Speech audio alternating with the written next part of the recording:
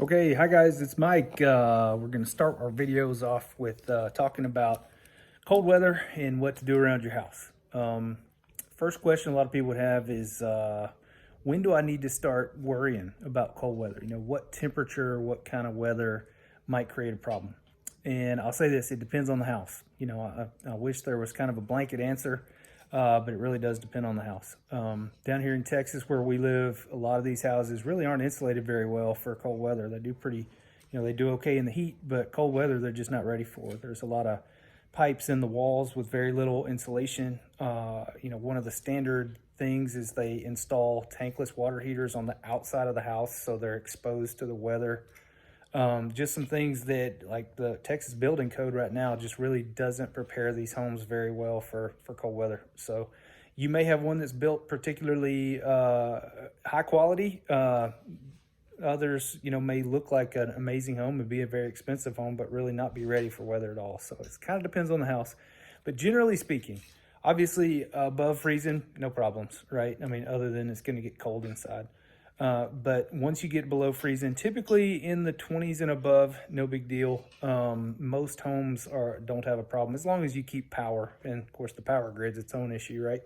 But as long as you're in the 20s, probably fine. Down into the teens, I live in kind of North Fort Worth area. I have some friends whose homes that even if it gets into the teens, especially if you have wind, they start having pipe freezing issues. So even that warm, relatively speaking, again, coming from a guy who used to live in Alaska, that's pretty warm when it comes to cold weather.